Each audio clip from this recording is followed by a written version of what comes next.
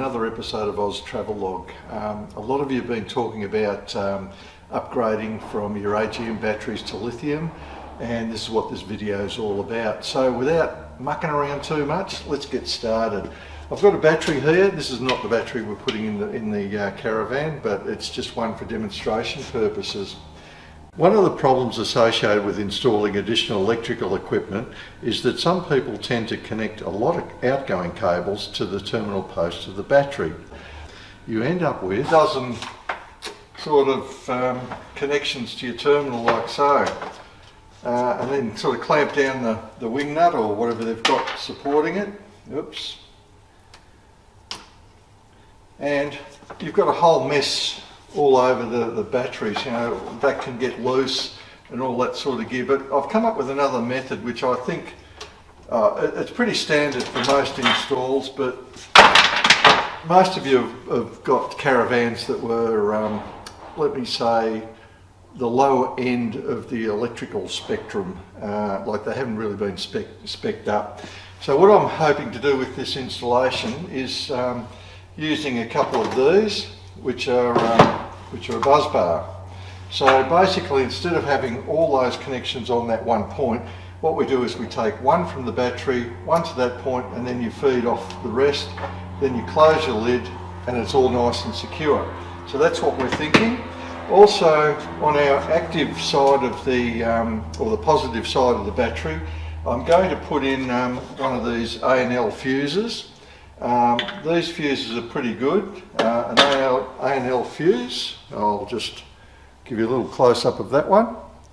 An A&L fuse can protect the charge controller, wiring, and battery from overcurrent. These fuses range in size from 35 amps up to 750 amps. A&L fuses are designed to protect the positive wire to your load, such as an inverter or a battery charger. The A&L fuse holder also comes with a clear lid. This fuse set is ideal for custom installation. They're a great little fuse because what they'll do is handle the startup current of some of your bits and pieces that you're putting in.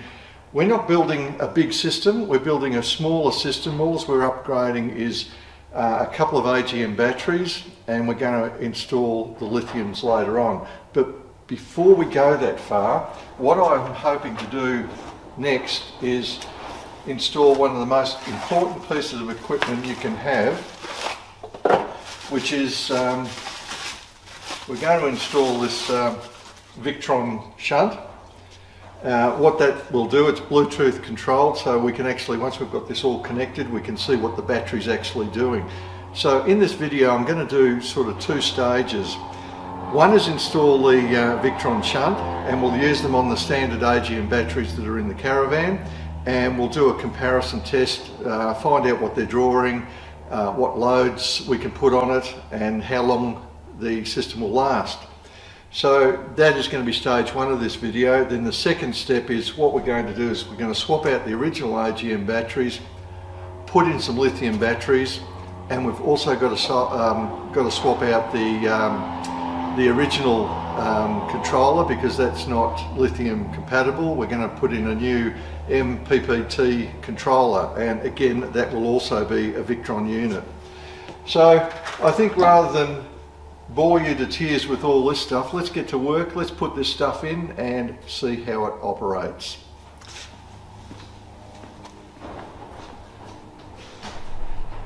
Well, good morning guys, about time we got to work. I've removed the AGM batteries, as you can see. We've got our fuse holder here that we're going to mount somewhere, our buzz bar system, that's the positive, that's the negative, and we're going to tidy up some of these cables up the top here before we make a start. So let's get to work. Okay, before we make a start, what I've actually done is I've put this rubber matting down to sort of protect the battery a little bit, maybe stop it from sliding around. I know you've got your clamps and everything, but just another way of doing things. And what I've done is I've actually put a bit of masking tape up the top here, because when we go to mount our fuses and things like that, we want to be able to mark them, and the masking tape will make that stand out. So there we've got our buzz bar. our negative bus bar over this side, and we'll sort of mount it maybe in that sort of location. Again, the tape's going to help us when we mark that out. Right, before we start, it's a good idea to measure your battery, and what I've done is I've transferred that measurement to my little stick here, and as you can see I've got that pencil mark here. That's the height of our batteries, so I'll know that I've got this much room up here to play with to mount our auxiliary equipment. So it always pays to sort of plan these things out a little bit, and a stick just sort of helps you just, you know, move it into different locations. Trying to use a tape sometimes can be a bit of a pain, but as you can see, you know, we know exactly where our auxiliary equipment's going to fit. So here we go. Okay, so we're getting ready to mount the Victron Shunt. I want to mount that up the top here. What I've decided to do was to make a little bracket and mount the shunt on the bracket like that, and then we'll install that up in the top. I'll show you a little bit closer as we go, but the bracket will fit up the top here, and I'll be able to see all the connections. Writing will be up the right way. It'll all be good. Okay, now we've installed all our gear. We've got our 60 amp fuse there, our buzz link there for the positive, our buzz bar for the negative, and we've also got our shunt installed. So we've got the good fun part coming up. So most importantly, always remember to vacuum out your all the swarf that gets collected in here, because that really doesn't do a lot for your bottom of your battery or for your electrics for that matter. Also, I'm going to show you a little trick that I was shown many years ago that might be of benefit to a lot of you. You know how when you finish with your silicon, yeah, the nozzle gets clogged up. That's fine, we can always clean that out, but just get a piece of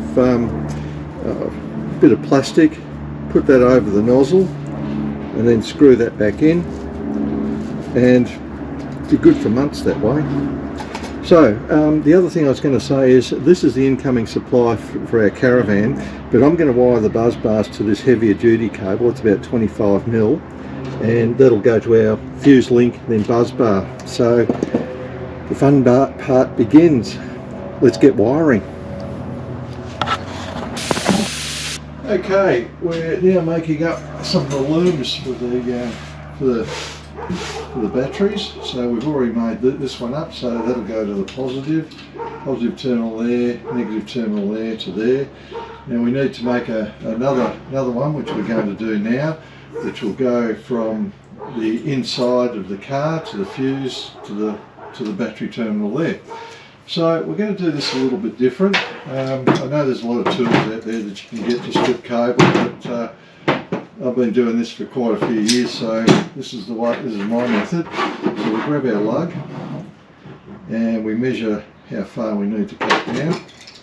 Now you've got to be very careful. The insulation is pretty thick, but you've just got to move it backwards and forwards, bend it back a little bit until you expose the copper, so you don't go down too deep, just by cutting it this way. We'll eventually get this insulation off. So you can see now, you can see the copper, so I'm not going down any deeper than that. I'm stripping back here, and as I'm tearing it back, it breaks the insulation away, so it does make it easier to strip the cable. There we have it. There's our cable, and as you'll see, there's no strands being damaged in that method. So what we do is we just do a little tiny twist so we get all those strands in, and we'll gradually get that in. I've been doing this all morning. This is the first one that's given me a little bit of grief, but as you can see, just keep working it. Don't twist it too much, just a little, very gently. A little firm twist, and there we go, another good connection. So now I use my cable crimps,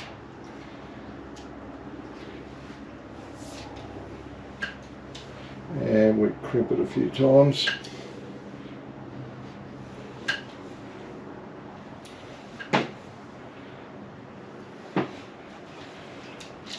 And there we go. We've got a good, nice, solid join. Now the next part is we cut a bit of insulation. Slip it over here. Slip that on. Slip it over the connection. And then we'll heat shrink that. Job's done.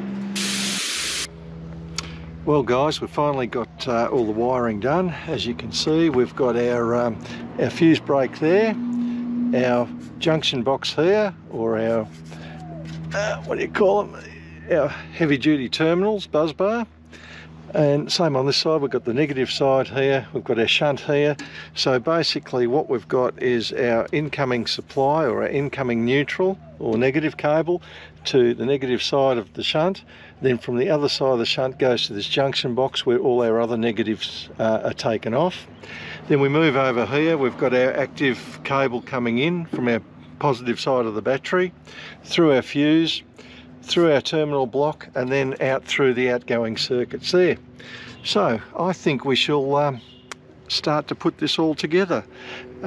As I said before, we actually made up this little stick just to make sure, and the top of our battery should reach there. So yes, we don't have a lot of room, but I think we can put our batteries in, and our lithium should fit there too.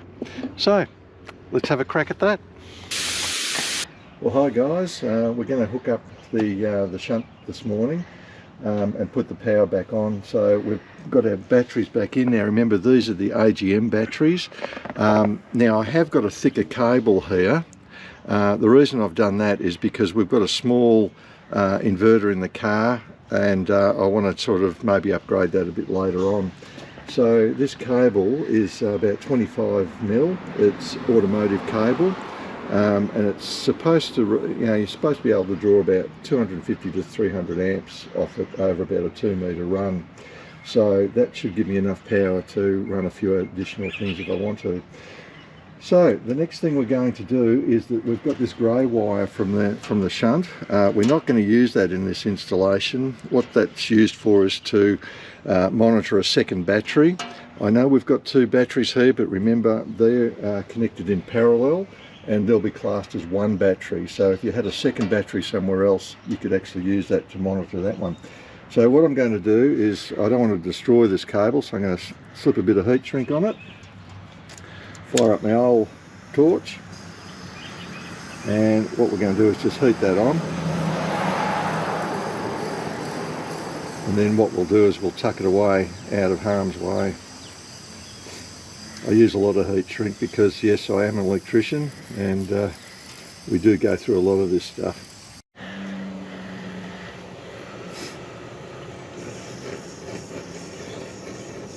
There we go, the heat shrink's doing its magic.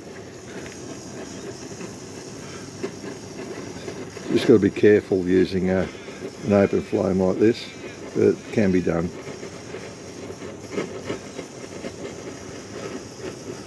Okay, that's that one done. Now, what we've got to do next is we're going to lug this and put that on. That'll go on the active terminal. This will get tucked away here. So we'll get started. Oh, most important part, I almost forgot. When you're doing up these terminals, we've got the active conductor right at the top here. And what I am going to do, because sometimes you could actually touch the frame of that as you're doing it up. So what I'm going to do is again use a piece of heat shrink. We'll get our little magic blower again. And I think you can guess what I'm going to do.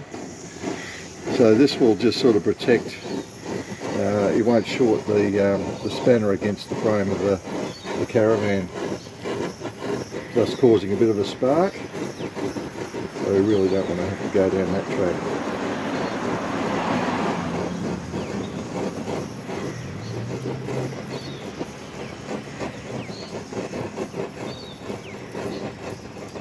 We don't have to go too crazy on this, but look, that should just about do us. that'll give me enough to go over the terminal without shorting it against the frame. So without further ado, I think we will get stuck into it, put these cables on. Thanks guys. Well guys, we've done the hard work. We've got the Victron Shunt in, that's at the back of the caravan here. We've got no loads running at the moment except for maybe we've got a little LED light display on the range hood, nothing much else. So what I would like to do now is just run a few simple tests to see what we're drawing, and then we can make some educated decisions to see whether this has all been worthwhile. So if we go over here, this is our standard solar controller panel at the moment that came with the caravan. So the first thing that I'd like to do is just to check the voltage, see what current we're actually drawing, or sorry, what voltage we're actually pulling from the solar panels. And at the moment, that's better. At the moment we're pulling about 21 volts at the moment. So it's a good, nice sunny day. Now we're going to get plus or minus that amount depending on where we're situated and where the sun's located. So we've got a good supply coming into our solar panel, our solar controller, which is great. Now testing the batteries. So that's supposed to be our battery, which is, it's telling me it's about 15 volts, but I'm a little bit dubious about that. And moving across here to our load terminals, we're drawing 15 volts, just as I expected. So that's 15 volts DC. Now if we start to turn on a few things in the caravan, we'll see what current draw we're having. So if I go over here, switch a few lights on, let's go mad, we'll turn these on, turn that on, we'll go down the, we've got these lights here. So we've got a pretty decent load cranking at the moment. So we'll have a look at our solar controller and see what that tells us. So looking at the solar panel or solar controller at the moment, the load is about 4.9 amps. 14.4 volts because we're actually drawing some power now, and the voltage coming into the solar panel looks to be at where are we coming up? Battery's 14.4, that's correct. Solar panel 17.7 volts coming in. Now if we were to go to our Victron Shunt, so we'll, whoops, better hide that. So we've got our Victron Shunt and we're going to see what that's telling us at the moment. So the state of charge is 100%, the voltage is 14.46, which is great. Current is fluctuating a bit because we've got solar coming in, so it's going in and out. So everything's looking pretty good at the moment. Oh. And basically looking at some of our history here, the minimum voltage that the battery went down to was 12.75, and the maximum voltage it went up to was 14.83. So all looking pretty good here. So our next step will be to change the solar controller. That's the standard one, and that's currently doing the standard AGM batteries that we still have installed. But the Victron one will also do the AGM batteries, and it'll also do the lithium as well. So we can actually do a comparison. So the next step will be to remove this one. Might have to alter some of these power points and things here, but that's not a major drama. And then we'll fit our new Victron controller here, and we'll set it up for AGM for a start, AGM batteries for a start. Then after that we'll, once we get the lithium batteries, we'll swap it over to lithium, and we'll see what numbers we get after that. So let's get to work. Okay, it's night time now, so we've got no solar whatsoever. So if I test up here, you can see there with my meter, it's on the 0. So we've got no power there, but we've got power coming in here. So 14 volts there. Now if I flick the main switch off down here, turn the supply off, Now we're totally running off our battery supply, so we've got good supply here, so we're up to 13 volts, which is fine. Our outgoing circuits from the controller, 13 volts. And one of the other things I wanted to show you was with the Victron app. Let me start the phone up again. So we've got the Victron app up and running now. And an interesting thing here, well, you can see we've got 13.4 volts. It's starting to go down. And we've got another interesting little point here, time remaining. That's how much time that you'll have left running all these lights that we've got going on here. So as you can see, there's a countdown happening. The batteries are at 100%. Once they actually start going less than that, this time remaining will start to drop rapidly. But what you've got to understand is that we're only running these lights for a short period of time. So when the sun comes up in the morning, the batteries are going to charge again, but you're not going to have the lights on all day. So that's an interesting little thing that we have there. It's more for if you've got an inverter or some large current drawing device, you can actually at least see how much power you got and what your actual current usage is. So I hope that bit's a little bit useful for you. Sorry about the glasses, getting old. Anyway, the next step is we're changing out the controller, so we'll have a look at that one. Thanks guys.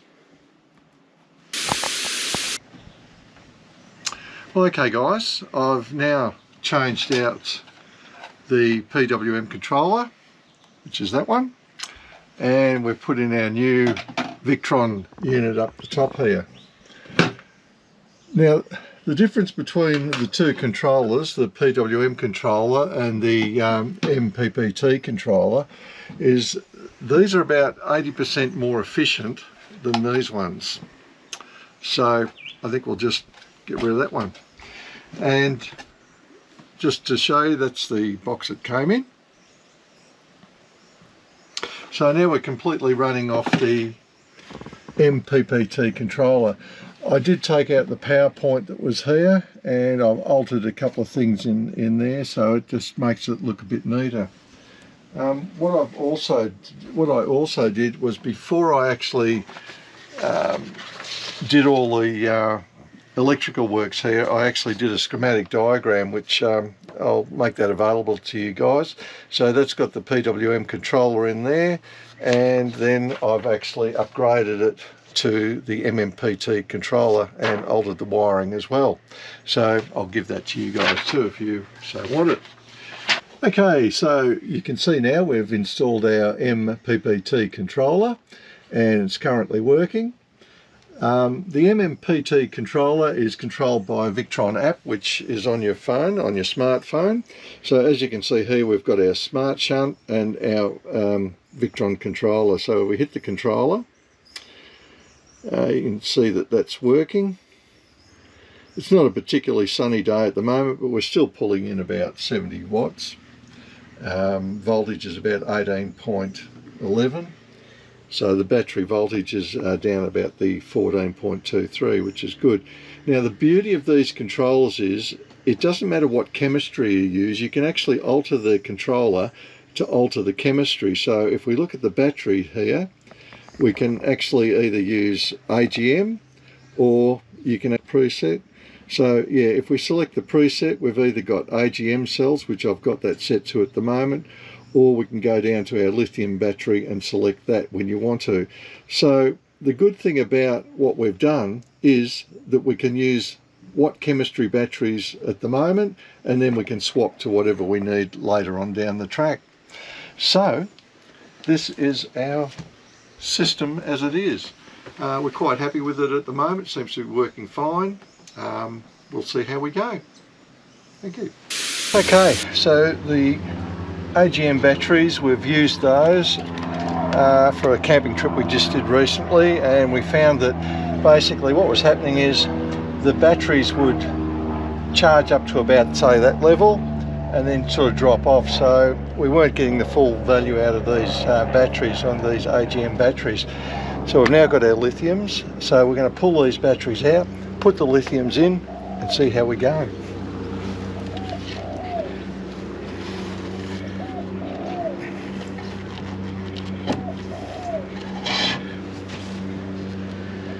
These batteries are very heavy.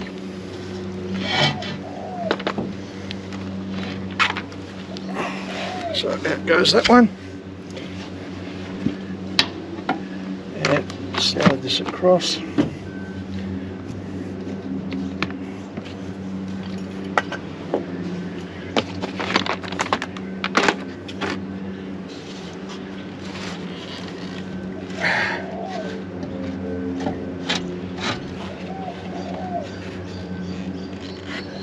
These are very awkward batteries.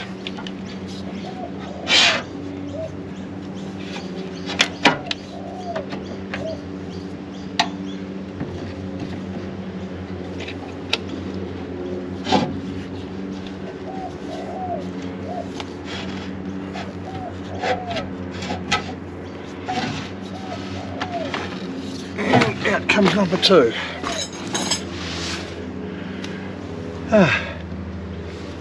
Now, the lithium batteries, see how light they are. It's incredible. Okay, well, we've just fitted the new Solar King 150 amp hour lithium batteries, two of them. So we've got about 300 amp hours here. All we have to do now is put these clamps on,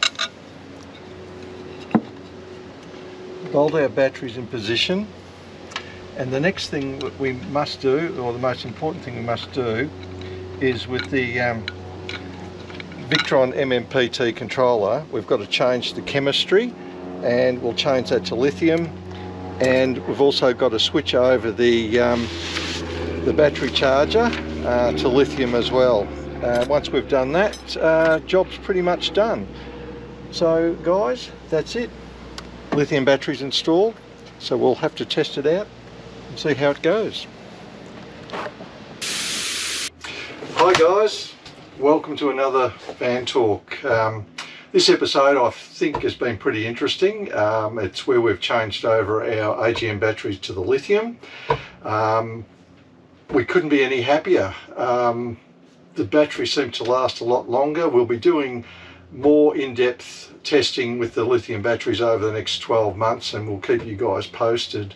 I suppose at this stage I'd like to thank the guys at Hilltop, Durham and Dula, for their input. They helped me out a little bit in the beginning, and I'd also like to give a shout out to Solar for RVs, especially Courtney and Harley. They were absolutely invaluable.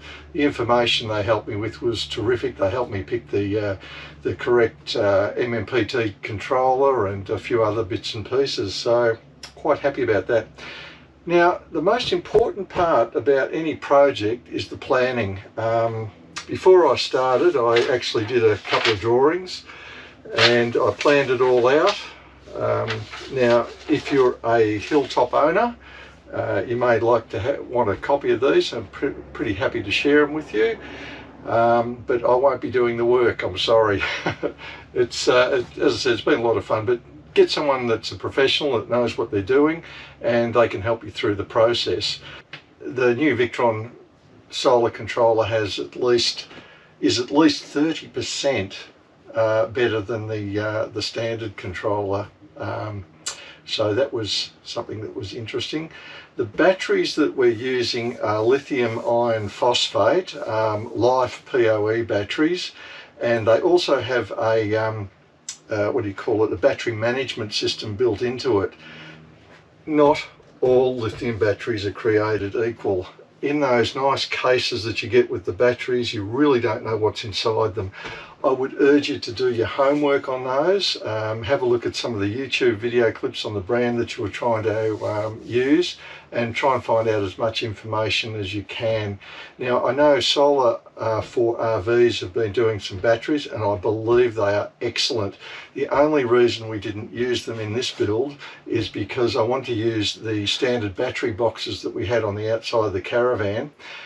Their batteries, I think, were about 200 amp hour, and the ones we ended up getting were the 150 amp hour batteries, and they fitted perfectly in the battery boxes underneath the caravan. So do your homework, check it all out, and just remember that not all batteries are the same. And really, homework is one of the things you guys really got to do. So we're going to sign off for now. Thank you for watching, and I hope you've enjoyed this episode. If you have, don't forget to give us a little bit of a like and subscribe to our channel, because that always makes us a bit happy, and maybe leave a comment below. And if there's anything else you'd like to know, please send me a message, and I'll get back to you as soon as I can. Again, thank you for watching.